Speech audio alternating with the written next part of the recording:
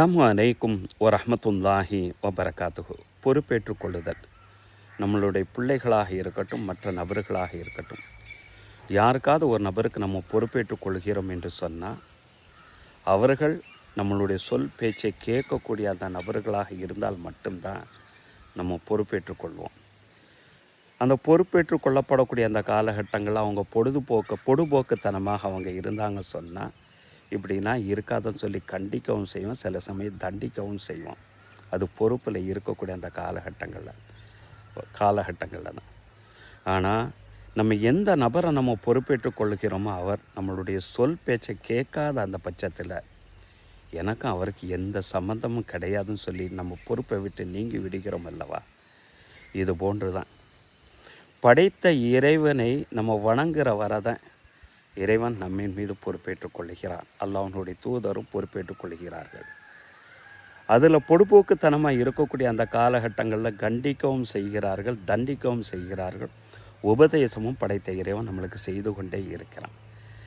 எப்போ வேண்டுமென்றே நம்ம அந்த வணக்க வழிபாடுகளில் வேண்டுமென்றே விட்டு விடுகிறோமோ அப்பொழுது தன்னுடைய பொறுப்பிலிருந்து அவர்களை நீக்கி விடுகிறார்கள் என்பதை ஒரு ஹதீஸின் மூலமாக நபி ஸல்லல்லாஹு அலைஹி வஸல்லம் இவ்வாறு தெளிவுபடுத்துவாங்க.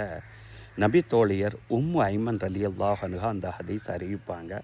இந்த ஹதீஸ் முஸ்னத் இமாம் அஹ்மத் மற்றும் பைஹக்கி போன்ற ஹதீஸ் நூல்களில் பதிவு செய்யப்பட்டிருக்கு. லா ததுருக்கு ஸலாத்த முத்தஅம்மிதா, வேணுமனே தொழுகை நீங்கள் விட்டு விடாதீர்கள். நம்மள நிறைய நபர்கள் தொழுதா என்ன கிடைக்க போகுதுன்னு சொல்லி வேணுமனே விட்டுறோம். யார் தொழுகையை வேண்டுமென்றே விட்டு விடுகிறாரோ பக்கத்து பரியத்து திம்மத்துல்லாஹி வரசூலிஹி, அவர் அல்லாஹும் அல்லாஹுனுடைய தூதர்னுடைய பொறுப்பிலிருந்து விடுவிக்கப்பட்டு விட்டார் என்றார்கள் நபிகள் நாயகம் ஸல்லல்லாஹு அலைஹி வஸல்லம் அவர்கள். நம்மளுடைய சொல் பேச்சை கேட்கலைன்னா எப்படி அவனுக்கு நமக்கு எந்த சம்பந்தம் இல்லை என்று சொல்கிறோமோ, அதுபோல் தொழுகை யார் வேணுமெனே விடுகிறார்களோ அவருக்கும் அல்லாஹ்வுடைய தூதருக்கும் அல்லாஹ்வுக்கும் எந்த சம்பந்தம் இல்லைங்கிறத இந்த ஹதீஸினுடைய யதார்த்தமான ஒரு கருத்து. சஹீஹ் முஸ்லிம்னா ஜாபிர் இப்னு அப்துல்லா ரலியல்லாஹு அன்ஹு அவர்கள் இவ்வாறு ஒரு ஹதீஸ் அறிவிப்பாங்க.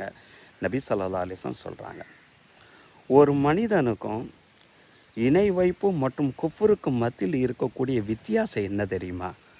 தர்கு ஸலாத், வேண்டுமென்றே தொழுகை விடுவது தான் ஒரு சாதாரண ஒரு மனிதனுக்கும் இணை வைப்பு மற்றும் இறை மறுப்புக்கும் மத்தியில் இருக்கக்கூடிய மிகப்பெரிய ஒரு வித்தியாசம் என்றார்கள் நபிகள் நாயகம் ஸல்லல்லாஹு அலைஹி வஸல்லம் அவர்கள்.